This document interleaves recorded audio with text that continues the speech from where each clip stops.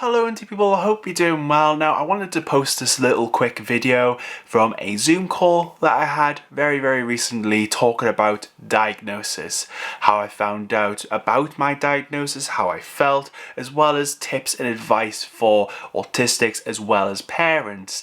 Now this Zoom call was in partnership with one of my friends at the Daisy Chain project. I've known her for at least 2 years nearly, and I thought some of the stuff that we were talking about in that call was really good, so I wanted to include it in a video on the channel just in case it might help someone like yourself or someone that you know. But anyway, here's the Zoom conversation and I hope you enjoy. Okay, so Andy, when did you find out about your diagnosis of autism? I found out when I was 10 years old. The reason I found out was because I asked my mum, because I kind of felt different to my peers, basically, because I was going off to different classes from the rest of my form group and things, and I kind of had suspicions that I might have been different. So I just asked my mum, why is this happening?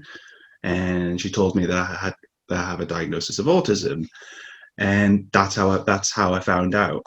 Okay, how did that make you feel? Can you remember how you felt when she said to you you had a diagnosis of autism? At the time, I was scared. I have to be honest here. I was scared because I didn't know exactly what it meant.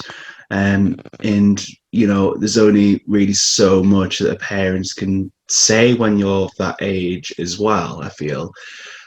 So I felt scared, apprehensive at the time, I would say. But that, I would say, is quite a normal thing because it's, something new that you've only just been exposed to. So I think it's a perfectly normal thing to feel. Were you able to ask questions? Yeah, I was. I basically just asked, how does my diagnosis make me different from my peers and things? To be honest, I kind of focused on the difference because that was kind of the main thing that was brought up when I spoke to my mum about it at the time. But I guess if I could have asked anything at the time was what makes me, what are my gifts, what are my abilities, what are the things I'm good at. I think if I could have gone back and done something differently, I think that's a question I would have asked. Okay. If you could give some advice to a young person who's just found out that they've got a diagnosis of autism, what advice would you give them? Don't think of it as a scary thing, because I know how easy it is to feel scared about something that is unknown. Trust me, I get scared every time something changes. If it's a party or something like that and something changes drastically, I do understand.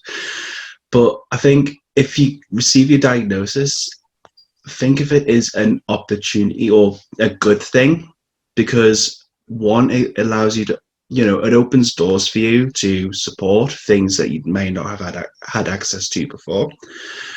But also as well, I think for a lot of people, especially for adults on the spectrum who have received a diagnosis later on in life, it provides an answer for them to why they are the way that they are. So I think, having that diagnosis is a good thing. I think it is just about taking it with both hands and running with it, and just trying to be positive about it. Trying to be positive about it, thinking positively. Fantastic.